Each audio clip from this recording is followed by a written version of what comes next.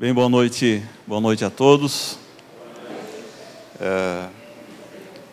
É um privilégio, né, estar aqui. Eu fiquei muito feliz pelo convite. Achei até que eu fosse chegar aqui e falar, pô, faz tempo que eu não vou lá na igreja, vou ficar meio peixe fora d'água, né?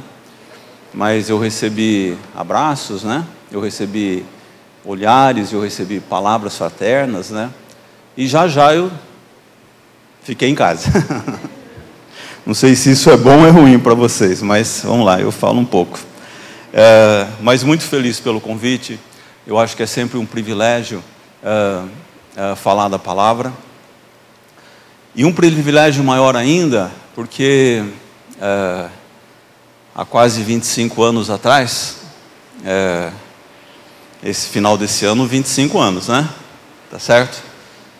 Eu sei que para alguns isso soa como Antigo Testamento, mas não é.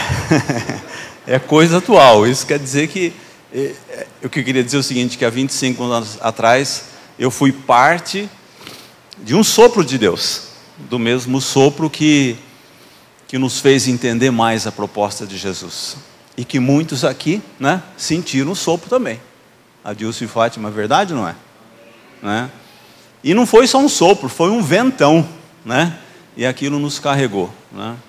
E hoje eu fico muito feliz porque nós temos uma nova geração. Forte no fervor. O sopro não passou. Obrigado. O sopro não passou, né? Deus continua movendo, né? E nos conduziu, apesar da nossa pequenez, apesar da nossa, entre aspas, incompetência, né? Das dúvidas, né? Nos levou até aqui e produziu coisas excelentes, né? Nós fomos marcados definitivamente. A nossa vida mudou, né? E essa é uma razão dobrada, né? De eu estar aqui. Eu era chorão, mas agora eu estou ficando mais.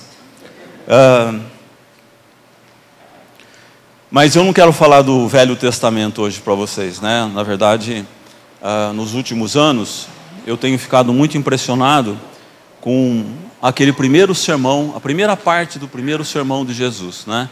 Que é do Sermão do Monte, aquela parte que fala das bem-aventuranças. E intrigado pela minha própria ignorância, muita coisa eu falava, puxa, não faz sentido, né? Tinha coisa que eu não entendia direito. E o que eu vou trazer aqui são aquelas duas primeiras bem-aventuranças que eu queria dividir com vocês, que está lá em Mateus 5, né? Lá no Novo Testamento, Mateus 5, que fala daquele que é pobre de espírito, e alguns falam que é humilde de espírito, né? Alguns falam que é só pobre, né? E no verso seguinte, que fala dos chorões, né? Daqueles que choram, né? O sermão sempre me impressionou, o sermão como um todo. Ele começa no capítulo 5 e vai até o capítulo 7. E as bem-aventuranças é essa primeira parte do sermão, né?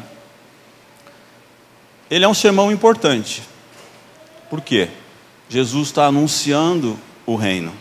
Jesus está falando, olha a coisa como é de verdade.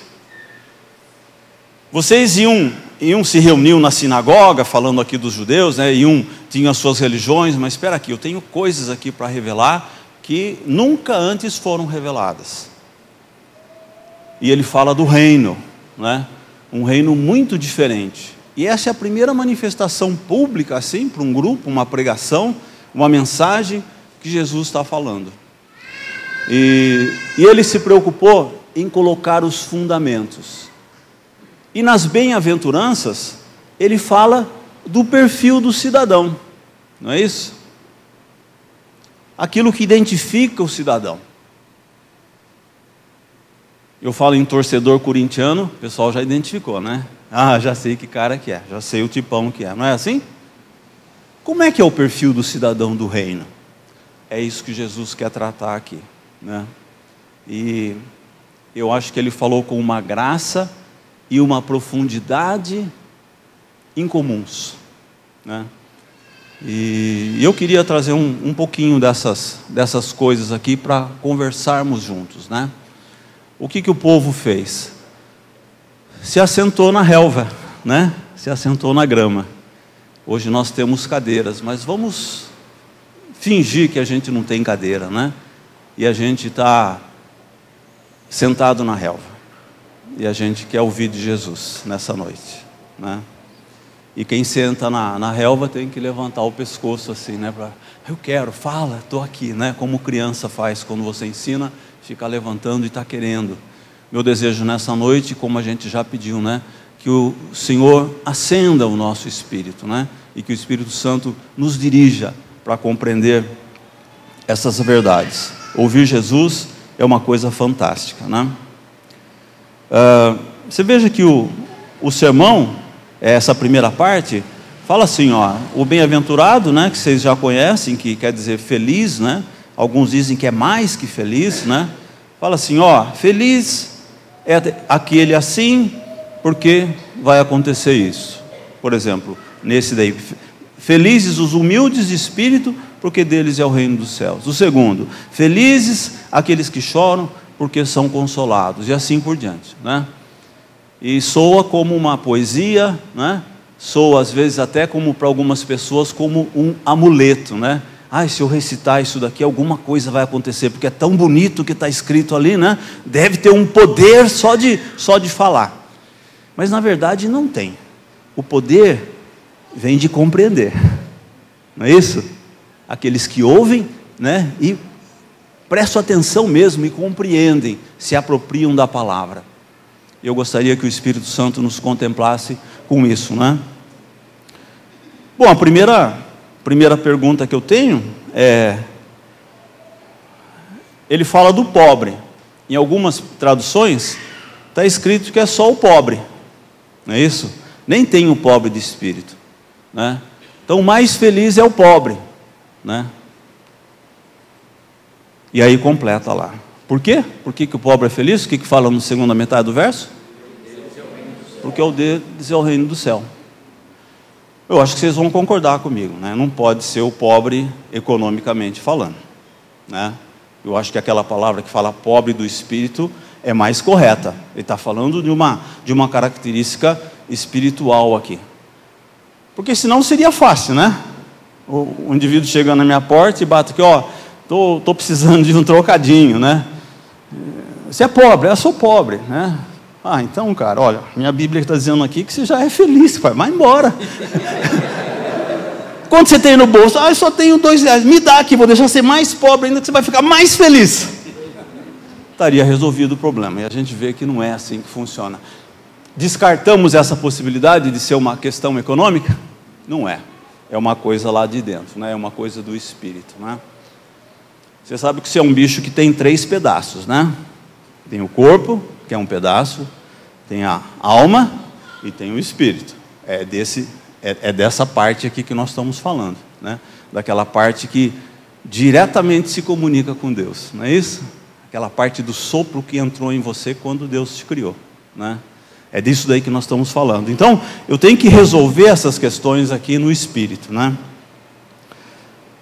O que é esse pobre do espírito? Eu tenho umas coisas aqui, né? É humildade. Então eu vou perguntar, legal, o que é humildade?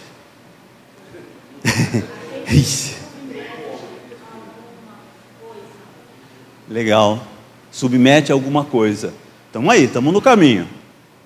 Olha, um cara é humilde, primeira coisa, quando ele se esvazia de toda vaidade. Vou falar mais. Um cara é humilde quando ele se esvazia da sua autossuficiência. O que é isso? Aquele cara que acha que faz e acontece e que não precisa de ninguém. Esse é o autossuficiente. Ele não é humilde, né? Mas quando ele se esvazia dessa autossuficiência, aí ele começou a falar, né? E para mim essa é a parte que mais pega. Quando ele fala assim que eu não sou autossuficiente, quer dizer assim, eu sou dependente. eu não sou completo, que vem na mesma linha, que reconhece o seu estado afastado de Deus, o estado de pecado.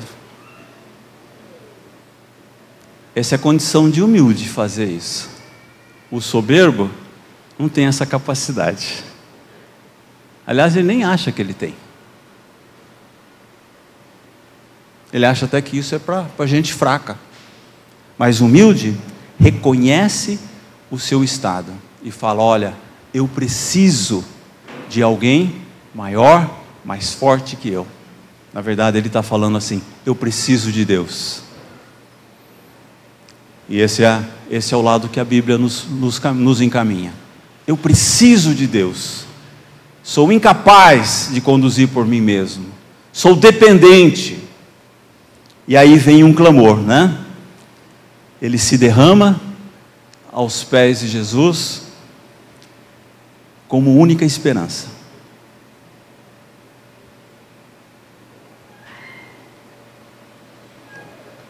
Ele clama: Mestre, compadece-te de mim.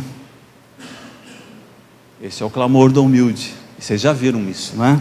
Isso está lá em Lucas.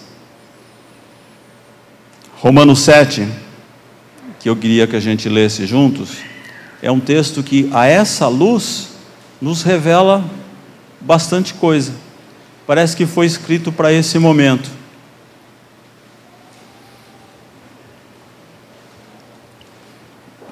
Romanos 7, se você conseguir ler aí com alguém, no seu celular, sei lá onde, na Bíblia que você tem aí, seria interessante. Começando do verso 15.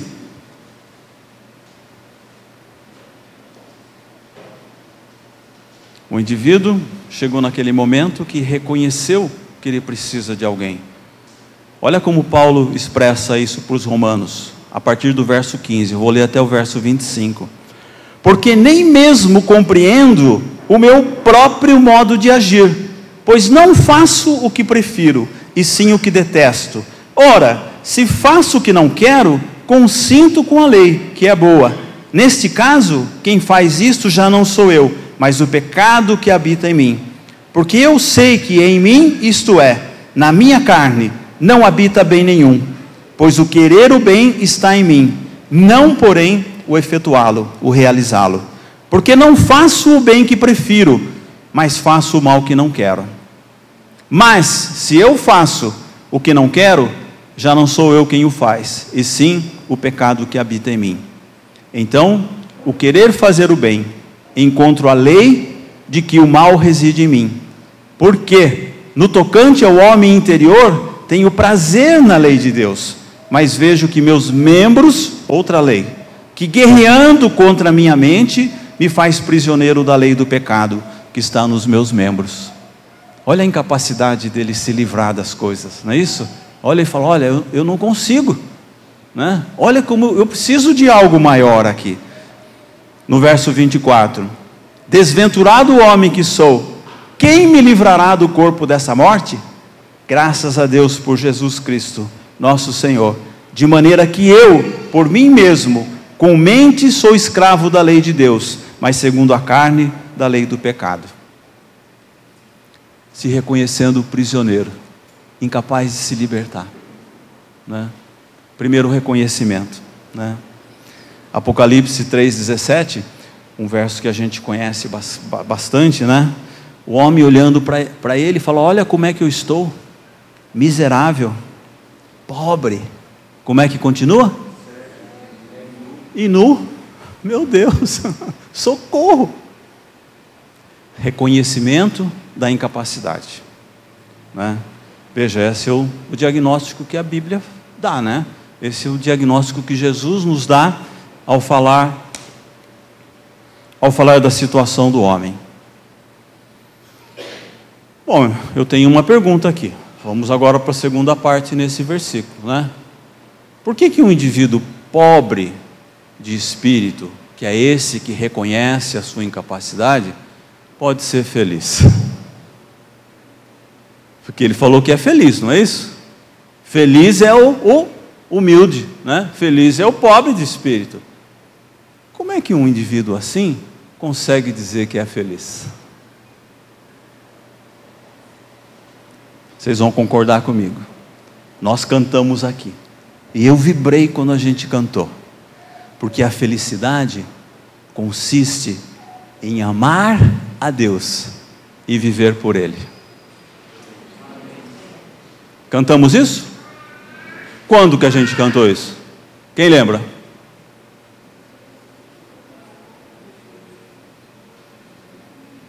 Eu até anotei aqui. Uma delas, Jesus por ti eu verei. E tem uma outra música ainda. Minha vida é para o teu louvor. Amém. Vibrei, né? Falei, eu vou usar isso. Vou levar isso. Quer dizer, vocês já sabem isso, né? A gente já sabe isso, né? Essa grande verdade, que felicidade real é aquela daquela vida que se dedicou para viver para Deus. João 17,3 fala assim, a mesma coisa. A vida eterna é essa, que te conheçam a ti, o único Deus verdadeiro, e Jesus, a quem enviaste. É isso? Está tudo ali, né? Está tudo ali. Mas tem uma coisa, ninguém consegue fazer isso se não se esvaziar dessa sua autossuficiência. Verdade? Antes de tomar consciência da sua miséria. Lembra? Miserável, pobre, cego e nu. E aqui nós temos um segredo preciosíssimo, que nós temos que contar para todo mundo. Geralmente segredo não conta, né? Mas esse é um segredo que a gente tem que contar. Isso é a chave. É uma chave preciosa. Então eu vou me esvaziar, né? E você feliz? Pô, isso é contradição, né?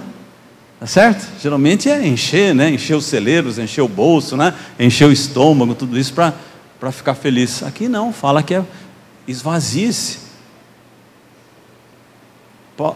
Paulo falava assim, agora eu entendo mais Paulo, né? Entendo mais, ele falava assim, quando sou fraco... Faz sentido? Não. Paulo entendia de humildade, né? Paulo entendia de humildade. Sabe? Aprendeu a se esvaziar.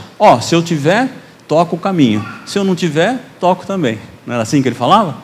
Né? Se eu tiver na boa, vou. Se eu não tiver, vou continuar assim. Eu me acostumei a viver quando estou bem e quando não estou bem. Quando eu tenho e quando eu não tenho, né? Por quê? Esvaziou. Não sente falta, não precisa estar sempre com o tanque cheio, né? Aprendeu a ser humilde. Pobre do que mesmo? Pobre de espírito. Salmo 51 fala assim, olha, o verdadeiro sacrifício é o coração contrito, quebrantado e arrependido. Você não consegue fazer isso sem se esvaziar. Você concorda comigo? Olha o que Jesus está falando no primeiro sermão. Quem tiver ouvidos, que ouça. Não é isso? Material pesado, né? Porque tem o poder de transformar. O mundo não fala? Não, você é completo, né? A felicidade está dentro de você, é só uma questão de procurar. Olha a mentira do mundo. Alguém já ouviu isso? Ou eu tirei da minha cabeça? Jesus fala, não está aí dentro. Você tem que se esvaziar. Entendendo certo, é nesse sentido aqui do esvaziar. Despojar-se da autossuficiência. Aprender a ser dependente. Amém? Podemos fechar esse verso? Bom, já entendemos bastante coisa aqui, né? Eu fiquei pulando de alegria, porque agora eu entendo, né? Olha, realmente, um cara humilde, né, é a cara do reino, não é? É o que fala, né? Bem-aventurado, porque deles é o reino. Por que é meu? Eu tenho a cara do reino, vivo o reino, estou aqui, estou vestido de reino, sou do reino. Amém? Amém? Legal. Eu gosto de entender essas coisas, né? E olha, não produz só isso, né? Sabe? A gente, há um tempo atrás, toda hora falava aquele texto de 2 Crônicas, né? Se o meu povo, lembra desse? Que me chama pelo nome, fizeram o quê? Oh, legal, agora eu sei o que é humilhar, né? Se não pode fazer todo o resto, mas se não se humilhar primeiro, não vai funcionar. Porque povo que é povo é o quê? Do quê? Ok. Aleluia. Eu fico contente quando eu entendo uma coisa dessa. Você não fica? Por quê? Liberta. Não é? Você pisa na luz, eu já sei o que toda vez que eu falar o que humildade, agora eu sei do que eu estou falando. Isso é caminhar na luz. Aleluia. Eu gosto disso. Encontrareis a verdade. Aleluia. Ok, vamos fechar isso. Tem a segunda parte. Tem a parte do choro agora, né? Quem chora, a promessa que vai ser o quê? Consolado. Você já chorou alguma vez? Por que você chorou? Uma coisa só, não conta tudo, daí não dá tempo, né? A gente geralmente chora de tristeza, de alegria. Mas por quê? Por quê? Lembra uma coisa que você chorou. Ah, chorei por causa disso. Eu não consigo nem lembrar. Os humilhados. Por humilhação. Você foi humilhada. Você chorou. Legal. Você já chorou? Você quer contar um choro que você teve? Quando eu vejo essas coisas tristes que estão acontecendo na televisão, eu choro. Pô, isso é coisa espiritual, né? Eu choro quando martelo o dedo, por exemplo, né? Essas coisas, não tem nada, sou nada espiritual. Chorei muito quando minha criança não parava de chorar de noite. Dá vontade de chorar também, não dá? Criança chora, né?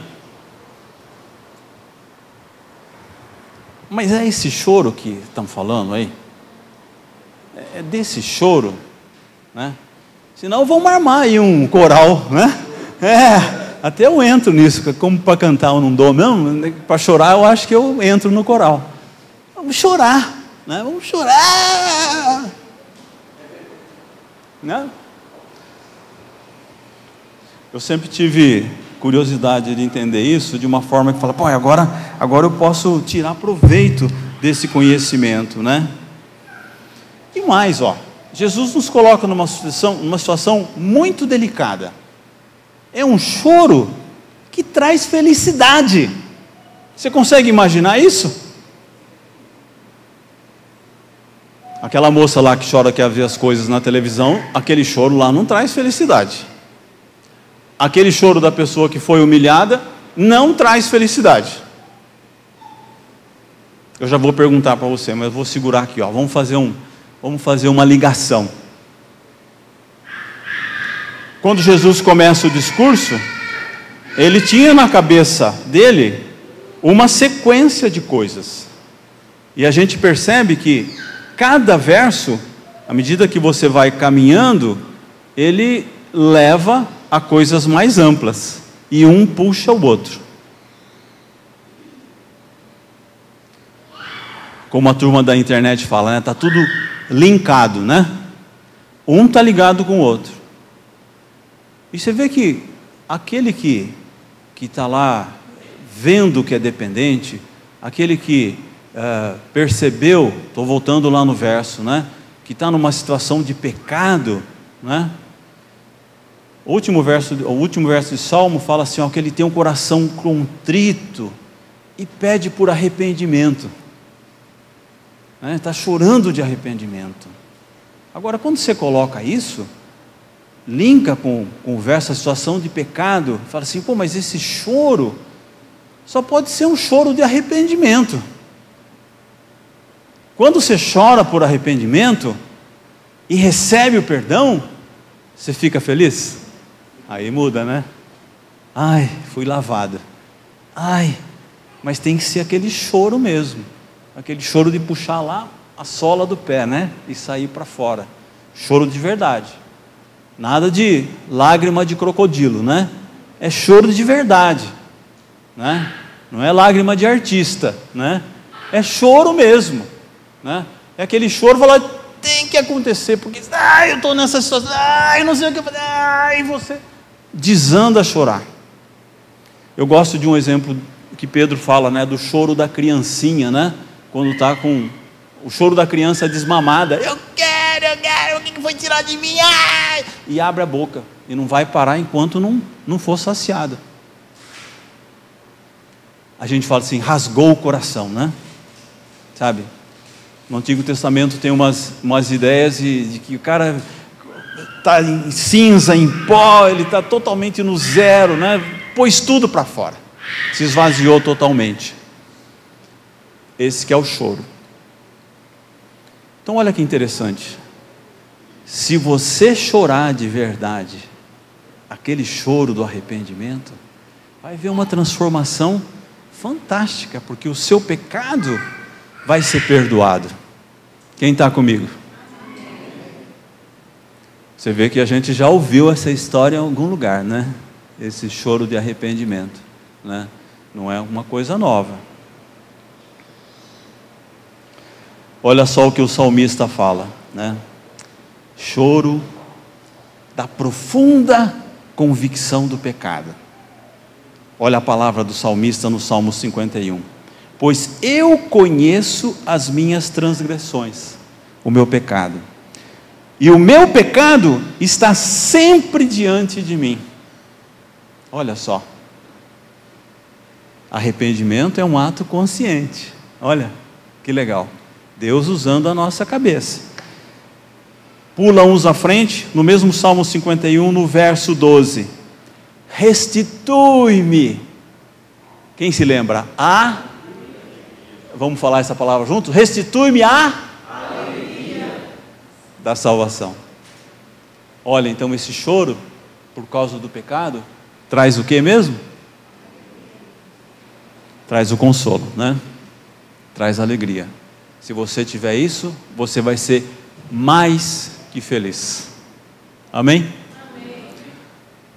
Pô, aprendemos muita coisa já, né? Do humilde e do chorão. Não é isso? Está ali. E eles ambos são felizes, né? Vamos usar outra palavra. Não felizes, eles são o quê? Mais que felizes. Que felizes. Mais que felizes. Legal. Vamos fechar, né? São felizes aqueles que se entristecem por causa do pecado, né? Aqueles que lamentam por causa do pecado, porque eles sabem que um dia eles serão totalmente livres desse pecado, né? Essa é a grande promessa do reino. E as lágrimas serão o quê? Enxugadas, não é isso? Essa não é a promessa? Amém. Bom, vamos colocar as duas coisas agora. Eu estou terminando, vamos concluir aqui, né?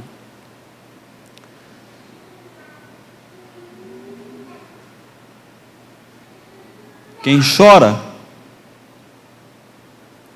e é pobre de espírito e passa por todo esse choro e tem esse arrependimento, é o cara que nasceu de novo. É aquela história que Jesus com Nicodemos em João 3. Você precisa dar um passo na sua vida que vai te transformar, você vai nascer do Espírito. Como é que eu posso fazer isso?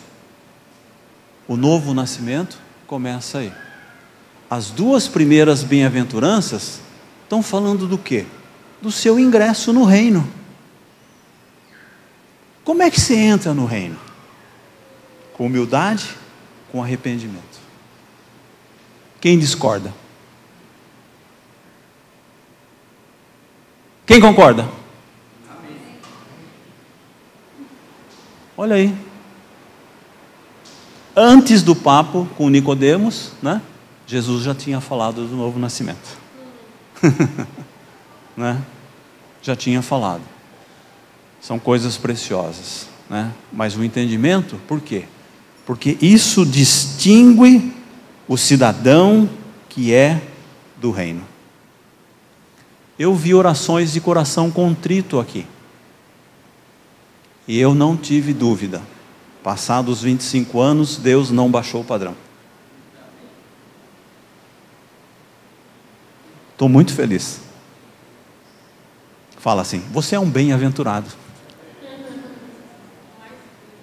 Mais que feliz. Olha só. O sopro de Deus, o que não faz. E nós estamos nesse sopro ainda. Amém? Amém.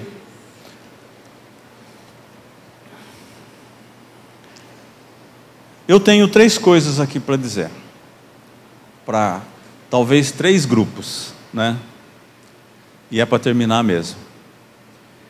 O primeiro grupo é aquele como eu, que já está com uma alta quilometragem, que já rodou bastante na fé, né? Que já entende as coisas, que já sabe tudo, né? Para você, e eu estou falando para mim, não se acomode com o pecado. Eu sei que você já se arrependeu. Não tem jeito de arrepender de novo nesse caso. Você já arrependeu. Você já fez uma decisão. Mas não faça pacto com o pecado. O pecado turva a vista da gente e a gente não enxerga os caminhos de Deus com clareza. Optar pelo pecado é dar vazão às coisas da carne, às coisas que não são espirituais, às coisas que te afastam de Deus, ao contrário daquelas que te aproximam de Deus. Então esse é o chamado que eu tenho para mim. Isso que eu falo para vocês. É para nós, né? Nós somos do mesmo caminhar, né? Não faça pacto com o pecado, né? E olha, o Espírito vence, né? Se você decidir, olha, eu não quero mais, eu vou tomar outras direções, não importa como você esteja agora, né? Mas você já tem a marca do cidadão do reino, né? Pode ser que caia um pouco de poeira aqui e tal, mas sacuda essa poeira aí, né? E continue no Senhor. O segundo tipo de pessoa é aquela que talvez esteja, aquela que vem vindo para a igreja, mas que é simpática às coisas da igreja. Ai, pessoal cheiroso, né? Pessoal que vai bem, me acolhe, né? Tem até uns negocinhos para comer de vez em quando, tem festa de aniversário e tal, tem churrasco no aniversário. Não, um negócio, é um grupo legal, cara, tem que estar com esse pessoal e tal. Eu queria que você pensasse, né? Estar junto não é uma atividade espiritual. Se agregar àqueles do reino é passar pelo choro e passar pelo arrependimento e receber o perdão. Falar, Senhor, eu quero uma vida nova para mim. Amém? E o terceiro grupo, talvez seja você que tenha vindo hoje aqui pela primeira vez, eu não sei, né? Você que não é daquele grupo dos simpáticos, né? Mas aquele, olha, eu nunca ouvi esse negócio aqui, né? Eu nunca ouvi isso. Mas alguma coisa já está começando a te incomodar, né? E meu apelo para você é considerar essa voz, porque nós um dia fomos chamados também por uma voz. Fala assim, olha, isso está me incomodando, né? Eu tenho outra proposta. Eu acho que Deus tem uma outra proposta para a minha vida, né? Agora, você tem que tomar uma decisão, né? Por quê? A marca, né? Você cruza a fronteira quando você passa pelo choro e passa pelo arrependimento e recebe o perdão de Deus.